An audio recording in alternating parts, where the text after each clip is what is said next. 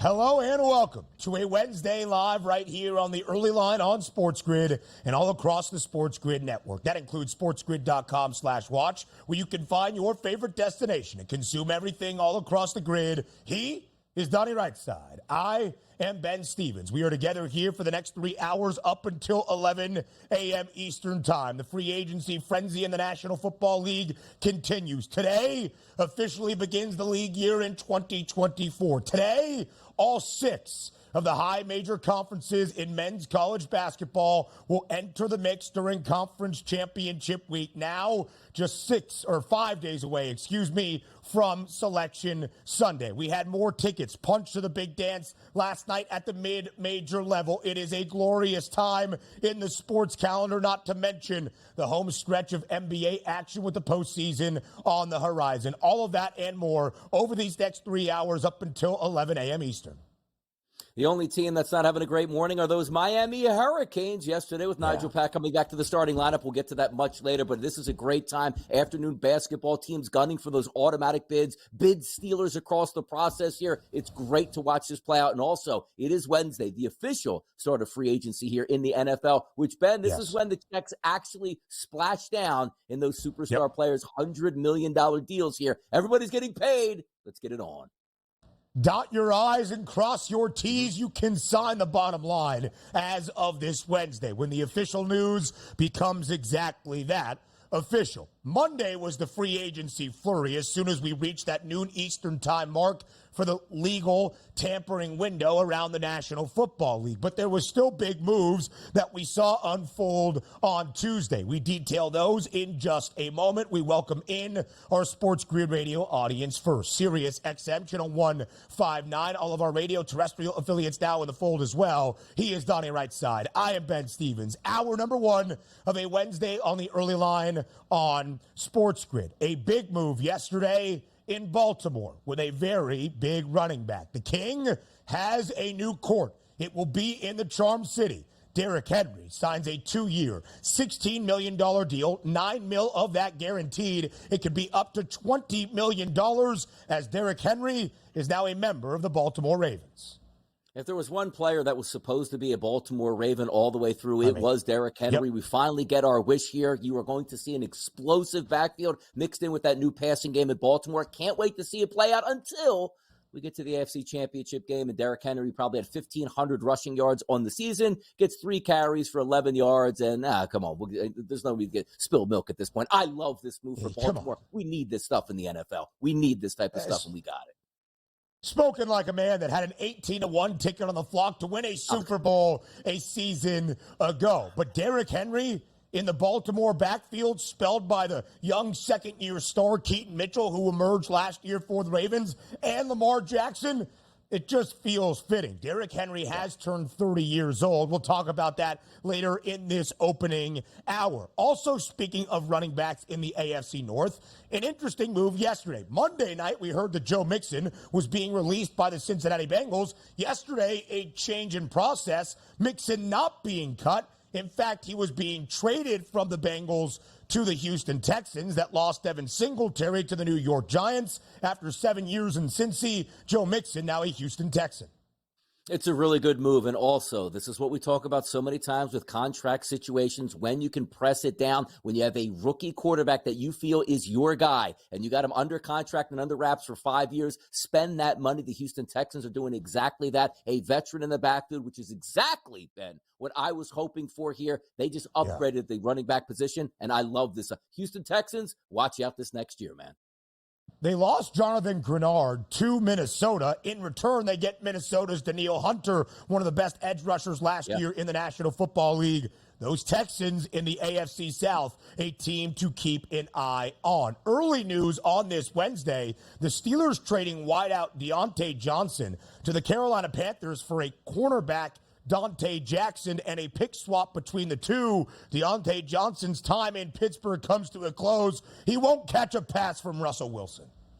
I like this move for the Carolina Panthers. You need weapons around your young quarterback if you want him to succeed. This is a good building block for the Carolina Panthers. And for some reason, Johnson just didn't work out there in Pittsburgh. I don't know if it was behind the scenes, a malcontent, angry that his quarterbacks are all terrible. Now he's going to get to go play with the young quarterback here. Let's see if he can change the tide there. But he will get a lot of footballs down in Carolina, or at least he should. Who knows what Carolina is going to be next season, but they have bolstered the offensive line to keep Bryce Young upright, and they add a few weapons on the outside as well. WCC championship game last night in Las Vegas, the game that was promised. St. Mary's on one side, 21st in the country, 17th ranked Gonzaga on the other. The Zags had won 9 straight games. They entered the title game in the WCC tournament a 3.5-point favorite, but do not count out the Gales. They win outright, 69-60 as a 3.5-point underdog to claim the WCC championship once again. Total of 138.5 does stay under. Very good defense here by St. Mary's. A calling card for both of these squads. Only 44% from the floor for Gonzaga. I thought they would win that game yesterday. I also thought this game would go over the total. So shout out St. Mary's. Riding that streak now, winning the regular season in the WCC, and now also getting those bragging rights by cutting the nets down in the conference tournament. The Gales a dog just 4 times this year. They won outright in every game as an underdog, including twice against Gonzaga. The Louisville Cardinals season came to a close despite an effort last night against NC State in the second game of 3 on the opening day of the ACC tournament. Louisville ends their year 8-23, 3-17 in the ACC. Next up, the conversation around head coach Kenny Payne and his future at the helm of the Cards. Yeah, his future shouldn't be any longer than the next 12 to 24 hours at this point. This is a blue blood program here in the state of Kentucky that we need for college basketball to be back on that mountaintop because it makes everybody better. The fall that they've had has been absolutely unbelievable. Hopefully, they start to climb that mountain again, Ben.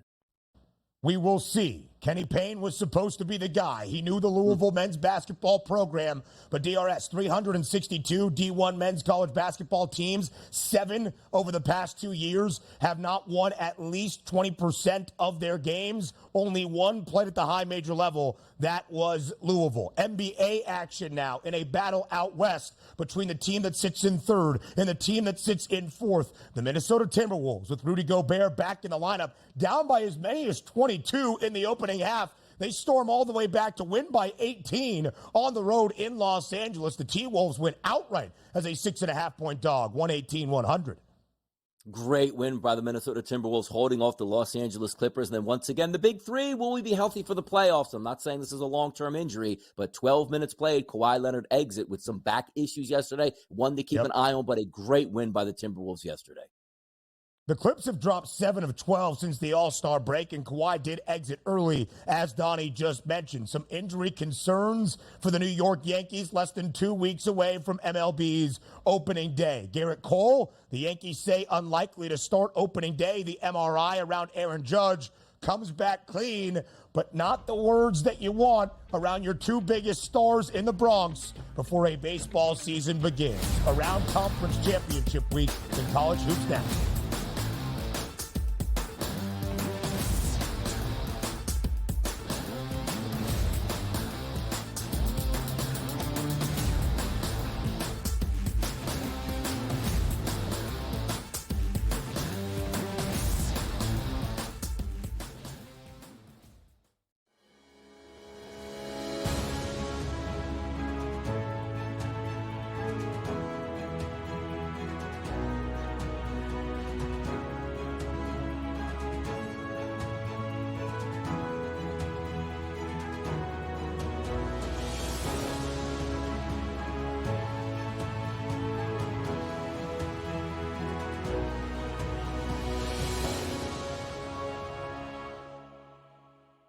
The Bostonian versus the Book. In the Big Ten, it's the same thing. No offense to you guys. This feels like the Penn State rule.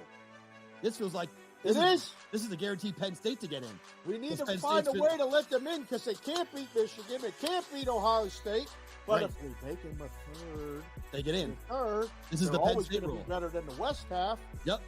That 1 year that Lightning in a Bottle catches on the West half, we'll let them in too because they'll bring people. The Bostonian versus the Book. Kentucky on the road as a 7, 8-point dog, beat Tennessee by 4. North Carolina as a 5, 5.5-point underdog, beat Duke on the road. I took Kentucky plus the points. I think you won it as well. I even said I wouldn't be shocked if they won it. I'm not shocked. They're just that good. It's can they be focused for 40 minutes, and they actually played, I guess you would call it somewhat defense. Game time decisions only on SportsGrid. How about this? Nikola Jokic, heavy favorite here to -170 price, followed by SGA at +250, and Luka Doncic at a 7-1 price. It would require a whole lot from Luka to 15 of the next 20 games he has to have triple doubles, something absurd. And it really just comes down to Jokic being amazing, doing everything that he's doing. I hate to say it, but he's probably had this locked up the second Embiid was announced out. The early line only on SportsGrid. SportsGrid, your 24/7 sports wagering network. Pro League Soccer, powered by Marca. I would be willing to bet the under 2.5 goals. Fantasy sports today. Especially in head-to-head formats in fantasy, I think I'm going to go with Juan Soto. Game time decisions. People don't like it. I don't really care. I cannot believe anybody is betting the Clippers at this number. Betting above the rim. All I've heard you say on the network is you're either winning or you're rebuilding. In-game live all access. Nobody has been more profitable as a dog than Shaka Smart teams. Winning back-to-back road games. I don't care if they're playing Topeka High. I wouldn't give them any chance whatsoever. In-game live, prime time. Back-to-back, just utterly stinker quarters. In-game live, overtime. Honestly, as you sit here and listen, watch right now, you may want to consider placing that bet. It's smarter to be on SportsGrid.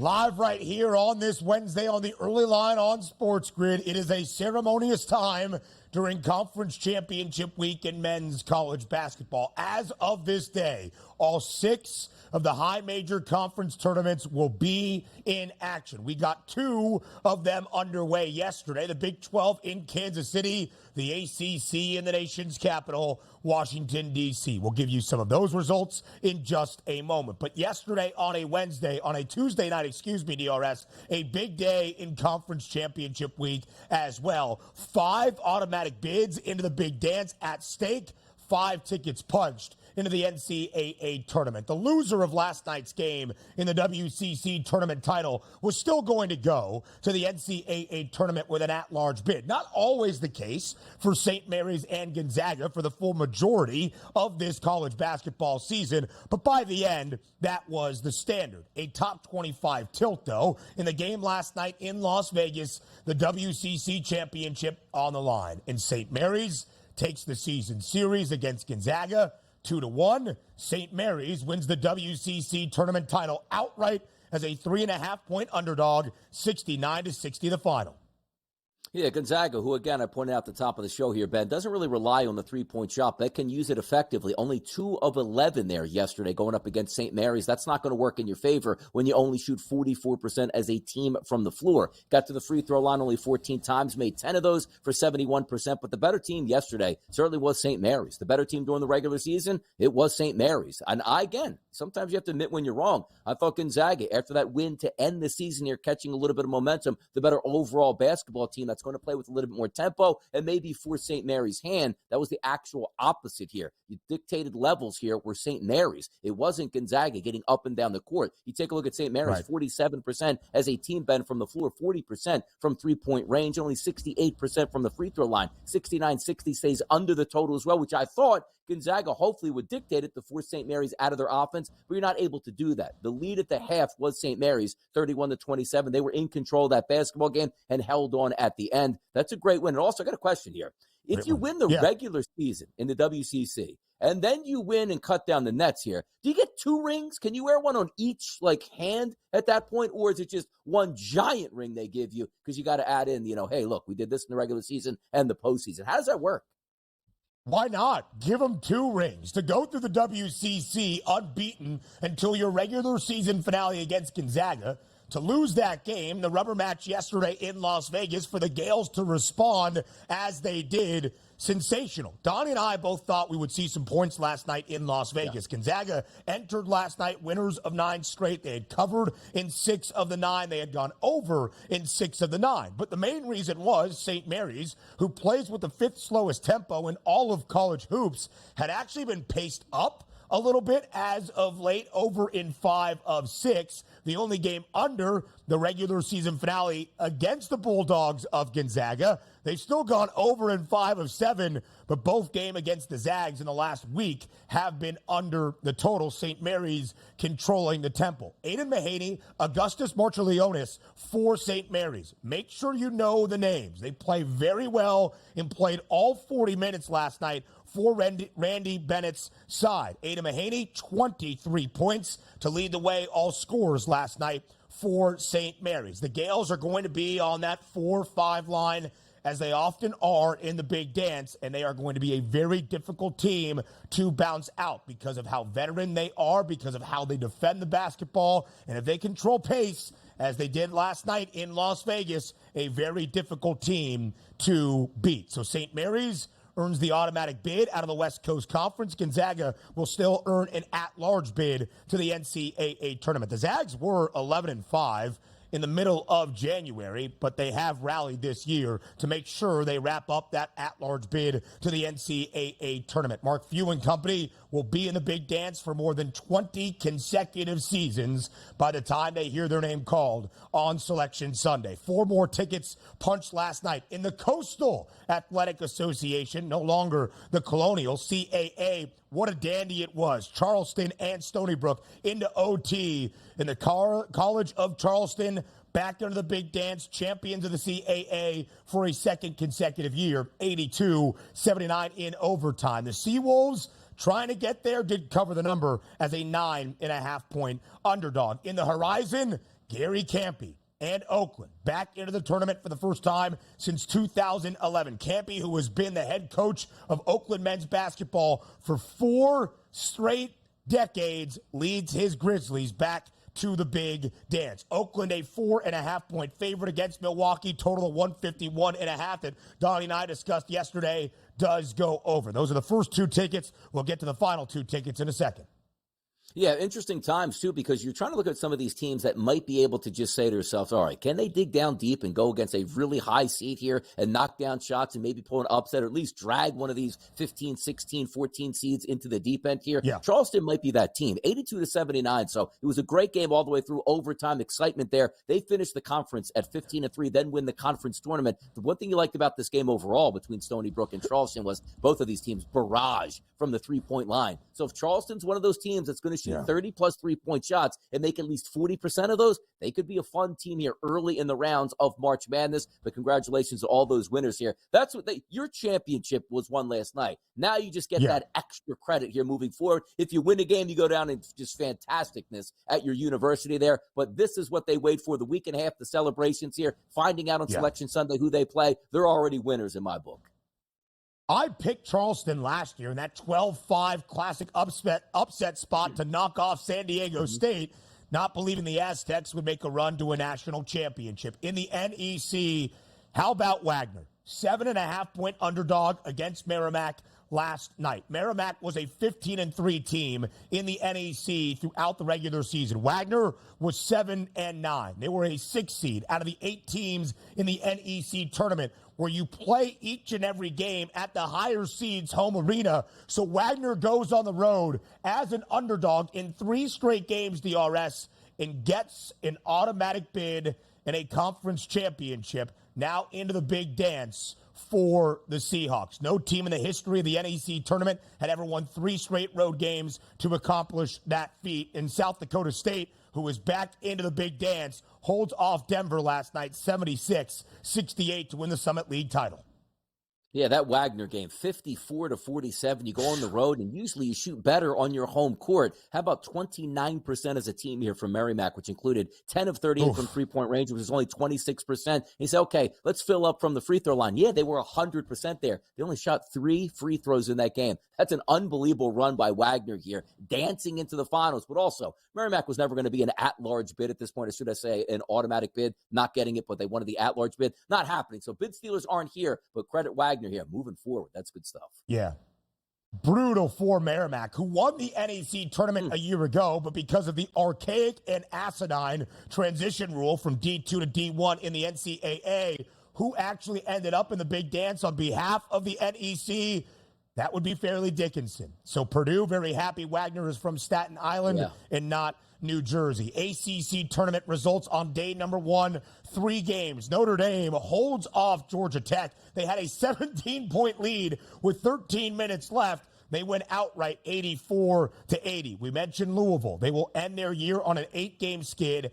8-23 straight up this season, just 3-17 in ACC action. NC State wins and covers as an 8.5-point favorite. Boston College, even though DRS, we believe Miami might make a run with a pretty healthy lineup.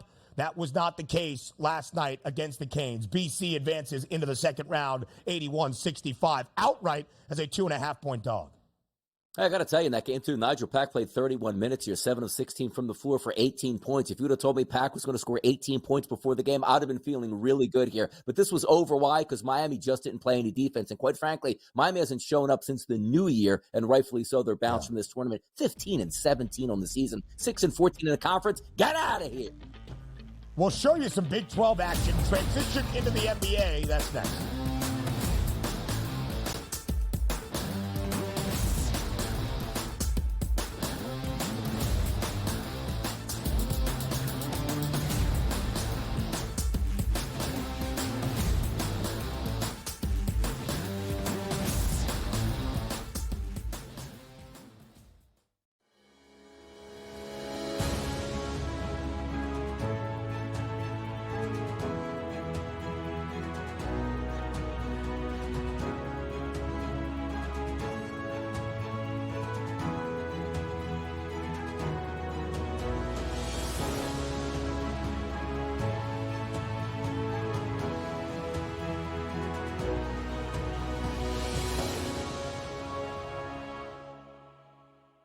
The Bostonian versus the book. In the Big Ten, it's the same thing. No offense to you guys. This feels like the Penn State rule.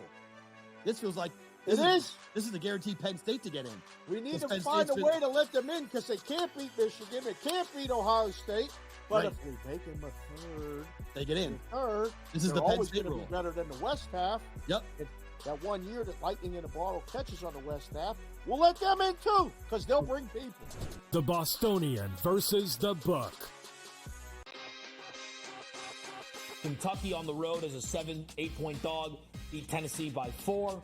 North Carolina as a 5.5 underdog, beat Duke on the road. I think Kentucky plus the points. I think you won it as well. I even said I wouldn't be shocked if they won it. I'm not shocked. They're just that good. It's can they be focused for 40 minutes, and they actually played, I guess you would call it somewhat defense. Game time decisions, only on SportsGrid. How about this? Nikola Jokic, heavy favorite here to -170 price, followed by SGA at +250, and Luka Doncic at a 7-1 price. It would require a whole lot from Luka to, like, 15 of the next 20 games he has to have triple doubles, like something absurd. And it really just comes down to Jokic being amazing, doing everything he's doing. Like, I hate to say it, but he's probably had this locked up the second Embiid was announced out. The early line, only on SportsGrid. SportsGrid, your 24/7 sports wagering network. Pro League Soccer, powered by Marca. I would be willing to bet the under 2.5 goals. Fantasy sports today. Especially in head-to-head formats in fantasy, I think I'm going to go with Juan Soto. Game time decisions. People don't like it. I don't really care. I cannot believe anybody is betting the Clippers at this number. Betting above the rim. All I've heard you say on the network is you're either winning or you're rebuilding. In-game live, all access. Nobody has been more profitable as a dog than Shaka Smart teams. Winning back-to-back road games. I don't care if they're playing Topeka High. I wouldn't give them any chance whatsoever. In-game live, prime time. Back-to-back, just utterly stinker quarters. In-game live, overtime. Honestly, as you sit here and listen, watch right now, you may want to consider placing that bet. It's smarter to be on SportsGrid.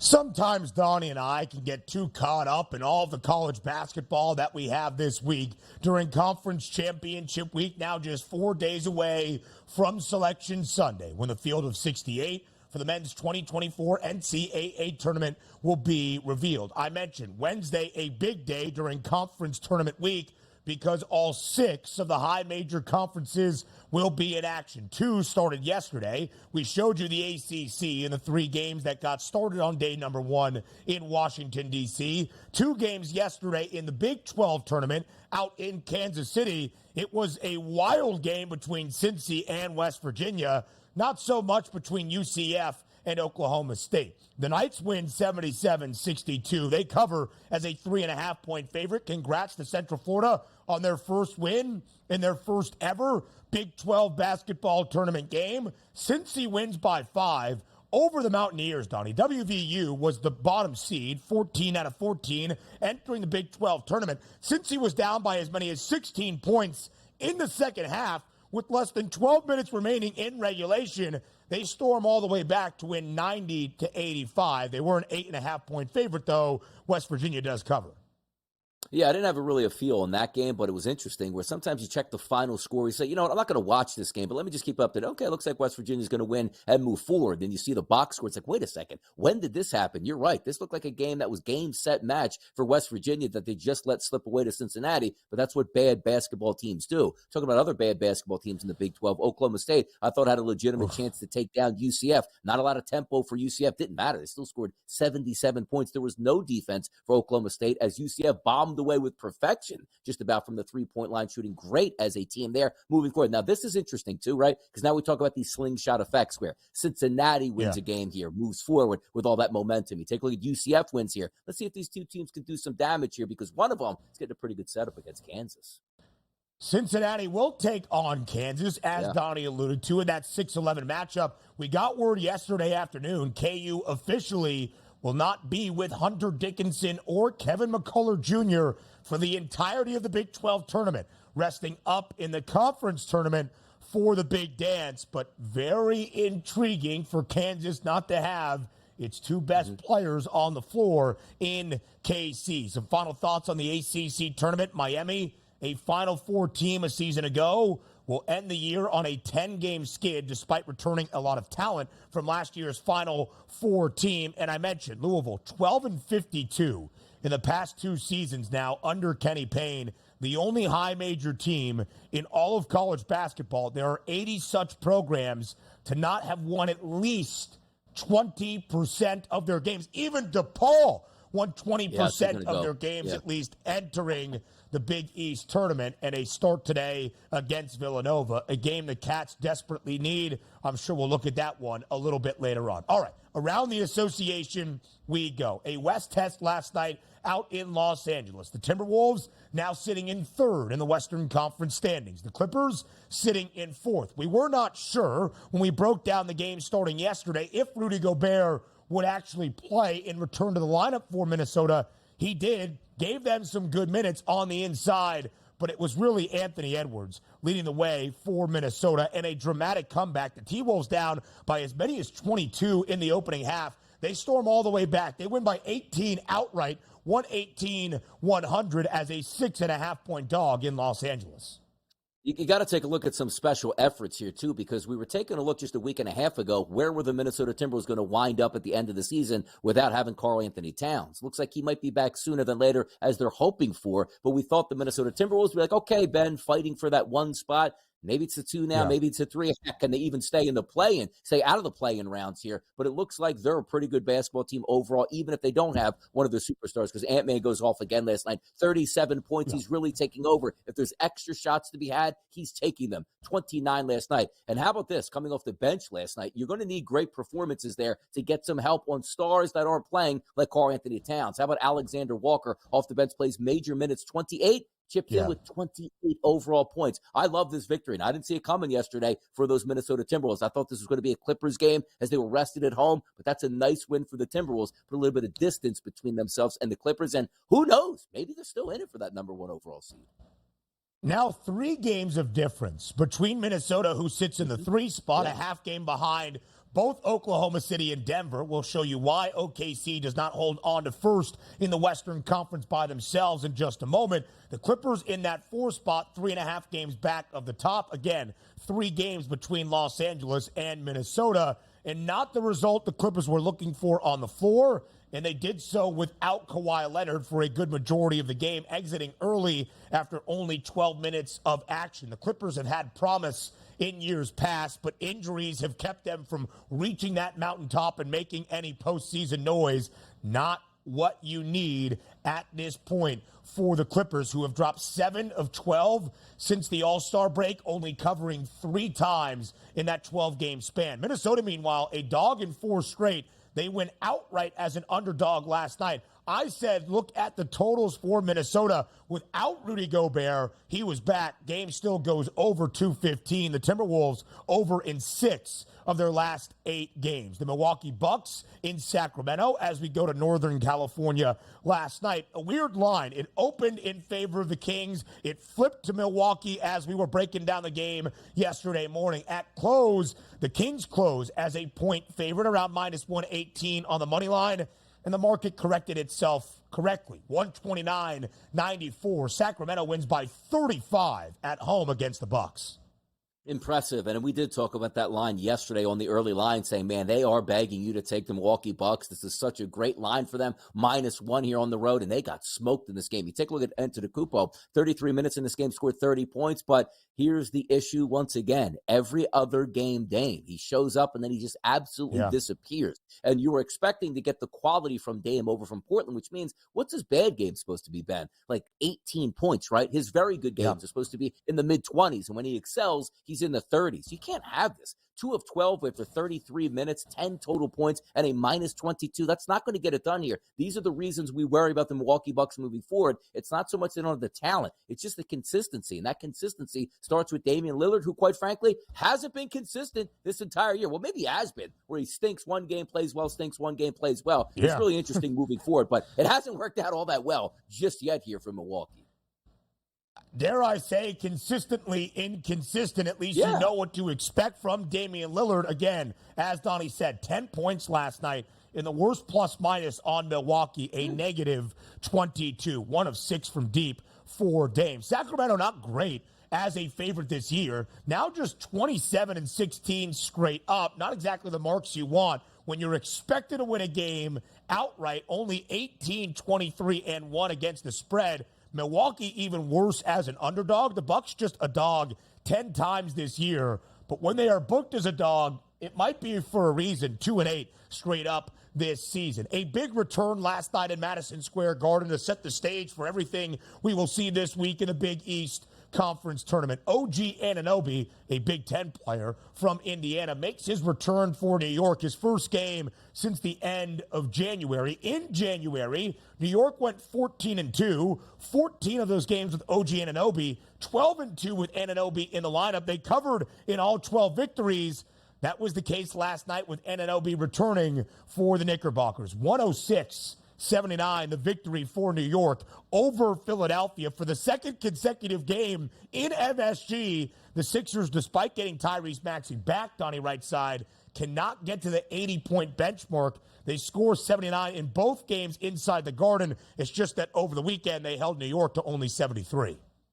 Yeah, 76ers scoring in the 70s. That's not going to win very many basketball games anywhere against any team at any time. Maxey came, look, you thought he'd be a little bit rusty, and he was. 28 minutes, 6 of 14 from the floor. But here's the games where you ask other guys to step up. What do you want Tobias Harris to do, Donnie? I don't know, score more than 2 points while making like $30 million a year? Those are the guys that are supposed to be paying the freight here and stepping up in the biggest moments when your superstars aren't playing all that well or are banged up or rusty at this point. I had the over 208 in this game. That didn't work out either. It wasn't the Knicks' fault. They got the 106, and quite frankly, probably scored in the 120s if the Sixers actually pushed them even a little bit. Nice win for the New York Knicks, but this is expected for the Sixers. They are just trying to keep their heads above water, hoping Joel Embiid comes back in time.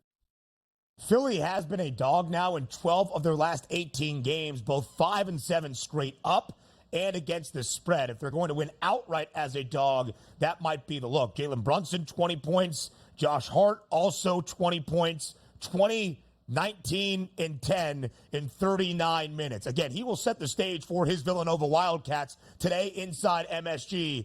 And I keep saying it, and I'll remind you, if Tom Thibodeau could craft a player in a lab, it would be Josh Hart. OG Anunoby, 14 points in 29 minutes. A strong return for the Knicks, and that is key to get a full picture of New York entering this home stretch. Oklahoma City and Indiana last night in OKC. The Thunder close as a 5.5-point home favorite against Indiana, but the Pacers, one of the best dogs in the NBA. They went outright by double digits, 121-111. They are now 20-13-2 against the spread as an underdog. They have a winning record outright as a dog, Donnie, 18-17 for Indiana this season.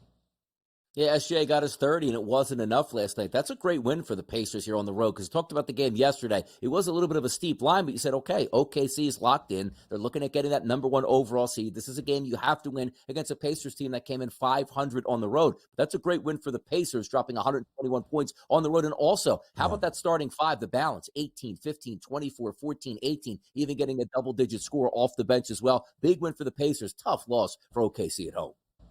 Because of the defeat, Oklahoma City and Denver, now both 45-20. We have a two-way tie at the top for the number 1 seed in the Western Conference. More NFL free agency frenzies up next.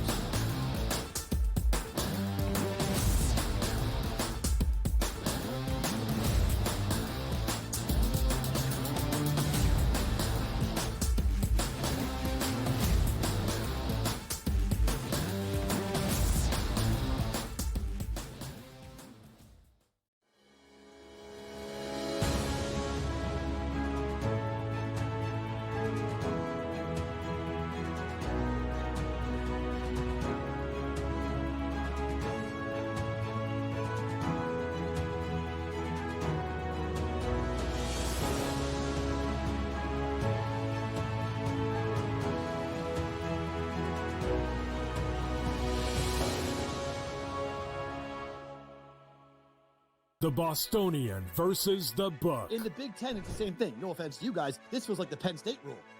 This feels like this is the guaranteed Penn State to get in. We need to find a way to let them in because they can't beat Michigan. They can't beat Ohio State. But if we make them a third, they get in. Third, this is the Penn State rule. Be better than the West half. Yep. That 1 year that Lightning in a Bottle catches on the West half, we'll let them in too because they'll bring people. The Bostonian versus the Book. Kentucky on the road as a 7-8-point dog, beat Tennessee by 4. North Carolina as a 5.5-point underdog, beat Duke on the road. I think Kentucky plus the points. I think you on it as well. I even said I wouldn't be shocked if they won it. I'm not shocked. They're just that good. It's can they be focused for 40 minutes? And they actually played, I guess you would call it somewhat defense. Game time decisions only on SportsGrid. How about this?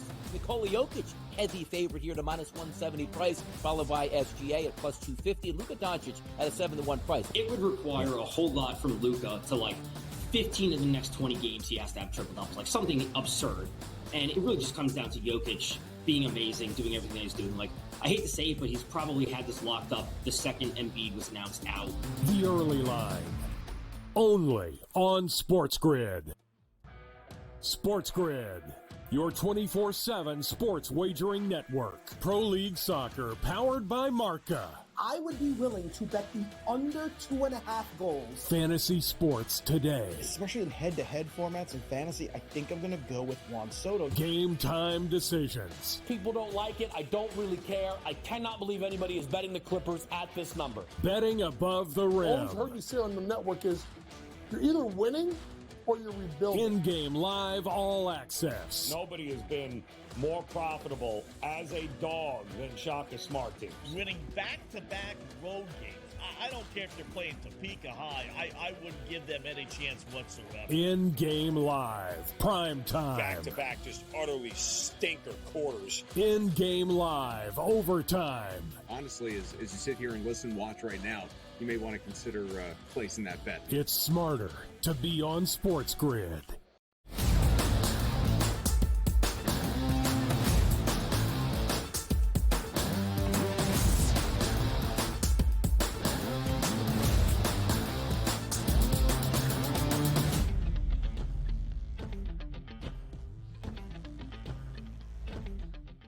Day number 2 of NFL free agency yesterday. Today is when it all becomes official as the league year in the National Football League in 2024 officially begins on this Wednesday. We saw all of the big moves on Monday, but some more big moves with big names made yesterday as well. We start in Baltimore, where a new king sits on his throne. Derrick Henry has signed with the Baltimore Ravens after all 8 years of his National Football League career in Tennessee. A 2-year, $16 million deal, $9 million guaranteed, could be worth up to $20 million as Derrick Henry is now a Baltimore Raven. It just feels fitting, Donnie, that Derrick Henry in the black Baltimore jerseys alongside Lamar Jackson could create one of the most lethal backfields in all of the NFL. Yeah, and I think he's got some tread left on the tire. Typically, you see a running back that has played and had that many touches over his career is on the back end of it. Now, technically, he still is, but the Baltimore Ravens, as we know, they don't like to just say, all right, we got one running back here, Ben, we're going to run him 28 times in this ball game. They usually have a plethora of running backs, which does include Lamar Jackson, which is great. So you can save Derrick Henry. Instead of him expecting to get 20 carries a game for the Tennessee Titans, imagine Derrick Henry at 12 or 13 carries per game and being ultimately explosive. And if you take a look at his career overall, he's been very durable. Outside of 2021, we only played 8 games. And by the way, I had over 10.5 touchdowns for Derrick Henry as a ticket. He basically played 7 full games, got hurt early in game number 8. He already had 10 touchdowns, and I wasn't able to cash in that ticket. But outside of that, 15 games, 16 games, all the way through, and then last year playing in 17 games. It's also going to be nice to see he's got a real quarterback. No slander, well, maybe some slander to Ryan Tannehill, where you actually have the threat of when I step back to pass, I actually think this offense can pass, which means those safeties are going to have to be respectable and play deep as opposed to playing on the line of scrimmage so many times we saw in Tennessee. It just seems like the perfect fit. We'll see if it works out, but I love the move for the Ravens here. It is a really big move for Baltimore. Now, it is the age-old thing when a running back gets to a certain age. That would be 30 years old. Derrick Henry turned 30 years old in early January. For a good majority of the 2024 NFL campaign will be at that big 3-0 as well. Now, if you remember the name Keaton Mitchell, he was the young rookie undrafted out of East Carolina that came on by storm for Baltimore at the end of last year, a speedster. They are going to be lightning and thunder in that backfield alongside Lamar Jackson, who is also pretty apt at using his legs as well. It just feels right that Derrick Henry is going to be a Baltimore Raven. And it is a 30-year-old running back, but he has had double-digit rushing touchdowns, as Donnie alluded to, in each of the past 6 seasons. Last year, as he was about to turn 30, still led the NFL in carries, something he has done 4 of the past 5 seasons, played all 17 games, started all 17 games for Tennessee, and still had 1,161 rushing yards. He does not seem like a back that is approaching 30, and you are starting to see the tread add up. It is going to come at some point, but he's not expected to be that MVP frontrunner anymore in Baltimore. Just a wonderful piece, an addition in that backfield. I love the move for the Baltimore Ravens, who will enter this year with the second best price to win the AFC at plus 460, only behind the Chiefs. They have the best number to win the AFC North in what is going to be a wildly competitive division, once again at plus 105, and a 9-1 number, the only team alongside Kansas City and San Francisco to have 3 digits in its Super Bowl 59 price. Those numbers didn't move after the acquisition of Derrick Henry. They do not often do that for a running back, but again, adding in those pieces for another big year in Baltimore. If you're Baltimore and also the Baltimore fans, sometimes you just want to fast forward and get back to the playoffs here because that's where the struggles have been. The one thing we know over the years, if you have Lamar Jackson healthy in the regular season, he typically plays like an MVP, and that team is damn near unbeatable because it's hard during the process of an NFL season to go week-to-week basis. Okay, we got Lamar Jackson. Well, how are we going to get ready for this guy? Well, more of that focus happens in the playoffs, but it's no slouch to Lamar. He is a wonderful quarterback, but every time we get in the biggest games, we worry about Lamar Jackson. Right. Hopefully they vanquish that. And it's a shame they couldn't do that last year. It was the perfect setup. I thought they were the best overall team in the NFL. If you're saying with Donnie, San Francisco is really good. They hammered San Francisco in San Francisco on Christmas. All you wanted them to do in that AFC Championship game was stay the same as they were in the regular season. Lamar's going to make his place. He's electric. But keep the football on the ground. That's how you got there as an ultra-physical team. And I think everybody watched with demise during that game going like, what are the Ravens doing? Whenever the general public is screaming, what is this team doing? They're probably not doing something correct, and they certainly didn't. So I have faith in the Ravens in the regular season, and I still have to question them in the playoffs. They'll be great in the regular season, though. Don't you worry about that. Rightfully so, not an AFC championship title for the Baltimore Ravens since their last Super Bowl in 2012. Lamar Jackson has only played in one AFC title game. He now has a 2-4 playoff record. It's not a narrative that he cannot change or buck a trend.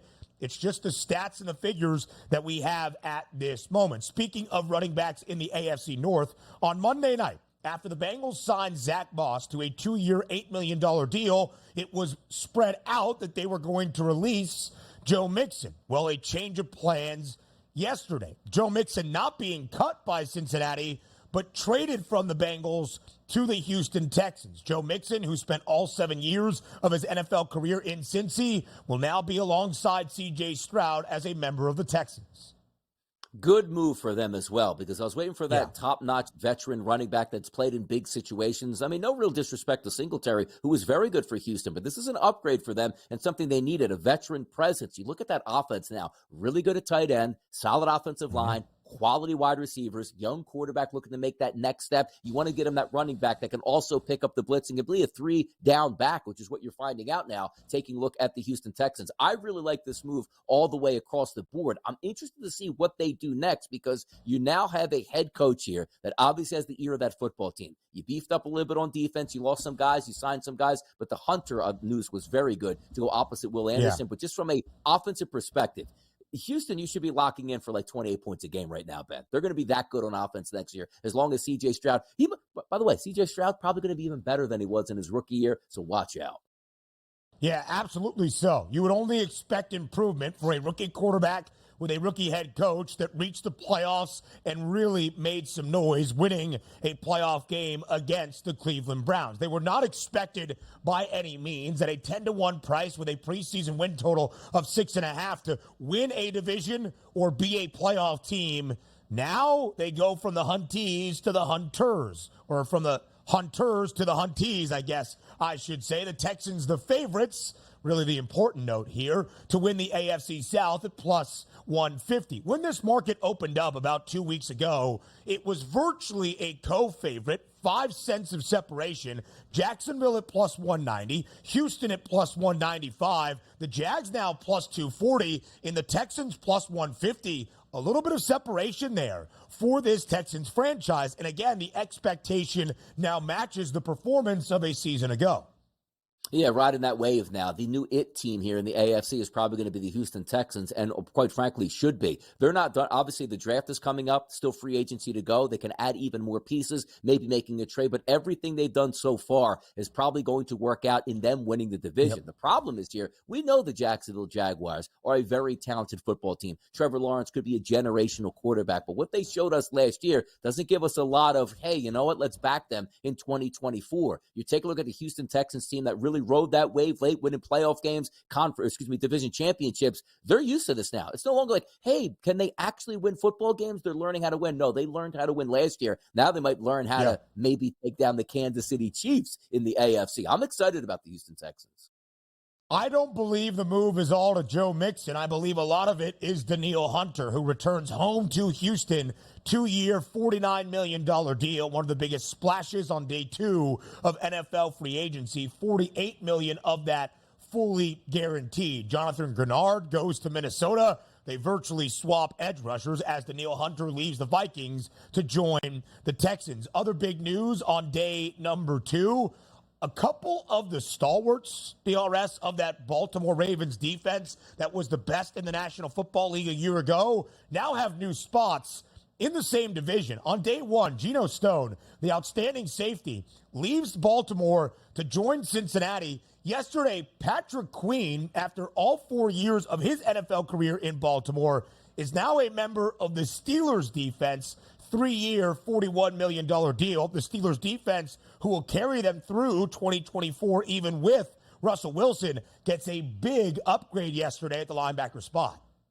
And also, you say to yourself, what the heck are the Baltimore Ravens doing at this point? Now, as much as I like to get angry at there is technically no salary cap in the NFL, there really is a salary cap in the NFL because you have quarterbacks. You got Russell Wilson. He doesn't make $50 million a year anymore. He makes $1 million a year for the Pittsburgh Steelers. Then you take a look at Kenny Pickett. So on his rookie contract here, only probably accounting for a couple $1 million.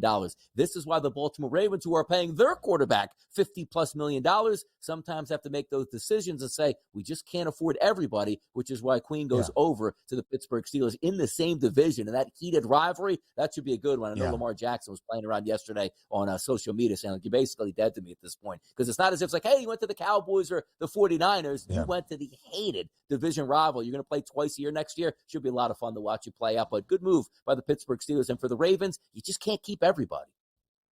The Steelers trade Deontay Johnson to Carolina, as we said. Jameis Winston, now the new backup, quarterback in Cleveland, a 1-year deal worth up to close to $9 million.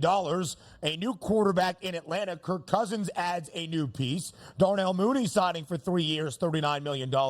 And the return of CGJ to Philadelphia. CJ Gardner-Johnson, back in Philly after 1 year in Detroit, a 3-year deal worth $33 million, back to Philadelphia.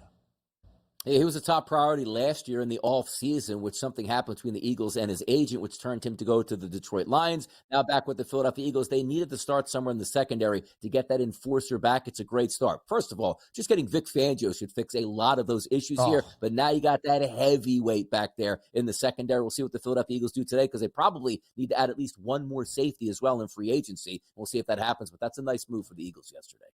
CJGJ, one of the best trash talkers you will see around the National Football League. I'm intrigued by Jameis Winston. Of course, it wasn't Deshaun Watson. That was due to injury, but he's been really mediocre in the performances he has had in his Cleveland Browns career. It was Joe Flacco that really optimized the Browns offense and led them to a playoff spot in wild card berth. I don't know if Jameis is just there to look at clipboards all day long. Some other notable day 2 transactions. Indianapolis stacking up at the wide receiver position. They give Michael Pittman Jr. the long-term extension. Kenny Moore making his way to Indy as well. 3-year, $30 million deal. The Buccaneers retain Levante David after he tested the market. Shaq Barrett, who was with Tampa, goes elsewhere in Florida to join the Dolphins. Drew Lock, a New York Giant.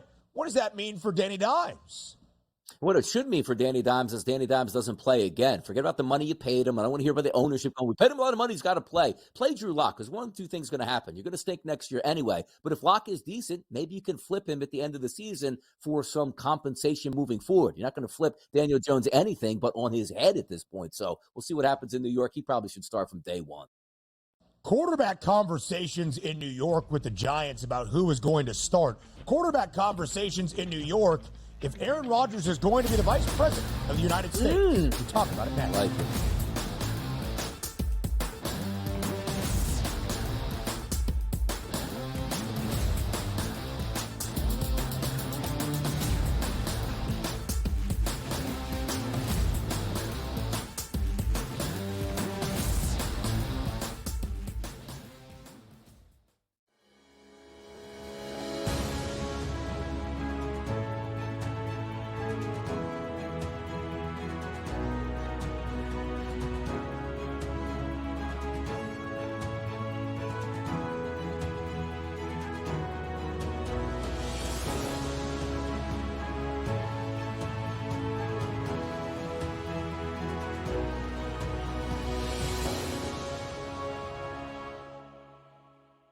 The Bostonian versus the book. In the Big Ten, it's the same thing. No offense to you guys. This feels like the Penn State rule. This feels like this is the guaranteed Penn State to get in. We need to Penn find State's a way to let them in because they can't beat Michigan. They can't beat Ohio State. But if we make them a third, they get in. Third, this is the Penn State rule. Be better than the West half. Yep. That 1 year that lightning in a bottle catches on the West half, we'll let them in too because they'll bring people. The Bostonian versus the book. Kentucky on the road as a 7-8 dog, beat Tennessee by 4. North Carolina as a 5.5 point underdog, beat Duke on the road. I took Kentucky plus the points. I think you won it as well. I even said I wouldn't be shocked if they won it. I'm not shocked. They're just that good. It's can they be focused for 40 minutes? And they actually played, I guess you would call it somewhat defense. Game time decisions only on SportsGrid. How about this? Nikola Jokic, heavy favorite here to -170 price, followed by SGA at plus 250, and Luka Doncic at a 7-1 price. It would require a whole lot from Luka to, like, 15 of the next 20 games he has to have triple doubles, like something absurd. And it really just comes down to Jokic being amazing, doing everything he's doing. Like, I hate to say it, but he's probably had this locked up the second Embiid was announced out. The early line, only on SportsGrid.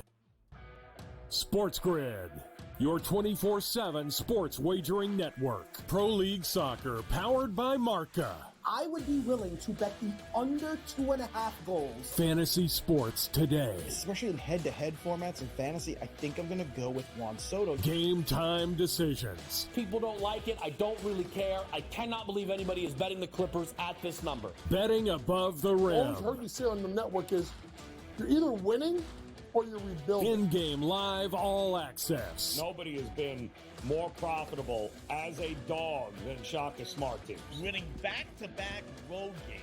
I don't care if they're playing Topeka High. I wouldn't give them any chance whatsoever. In-game live, prime time. Back-to-back, just utterly stinker quarters. In-game live, overtime. Honestly, as you sit here and listen, watch right now, you may want to consider placing that bet. It's smarter to be on SportsGrid.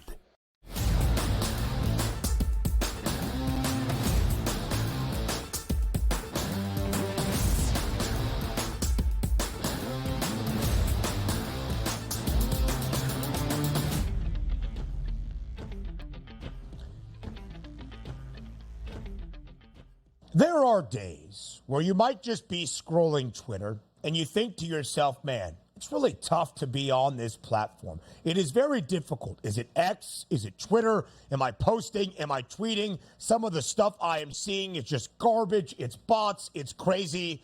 And then there are days where you are reminded you can never leave that place. Like yesterday afternoon, when a New York Times article had this to say: Aaron Rodgers is in strong consideration and might welcome the idea of being the vice presidential candidate for Robert F. Kennedy Jr.'s presidential ticket as an independent candidate for the United States president. Let me say that again. Aaron Rodgers might welcome the idea of the vice presidency on the independent ticket for the United States presidential race. I mean, go ahead, Donnie. Look, and what we should probably find out is who here at the grid is going to be donating here. Probably Ben, maximum, what's it, $5,000 to the campaign? Kevin Walsh probably donating to that campaign here at this point. So we mix politics with football, something you're always supposed to do at this point. But it is interesting to me because Aaron Rodgers ran on a platform this offseason that basically said, the Jets are back to football. Let's leave everything that doesn't win outside the building. Yeah. And yet this guy's like, you know what? I think I might want to be vice president of a candidate that's probably get 3% of the vote here, but let me take up my offseason to sort of weigh my options. The same guy that was like, I don't have to come back Green Bay. I can go host Jeopardy at this point. Nothing surprises me whatsoever from Aaron Rodgers right now of trying to be a vice president. And also, he's basically the vice president of the Jets here, making all the decisions. He can't have two hats at once, Ben. It's not going to work out long term.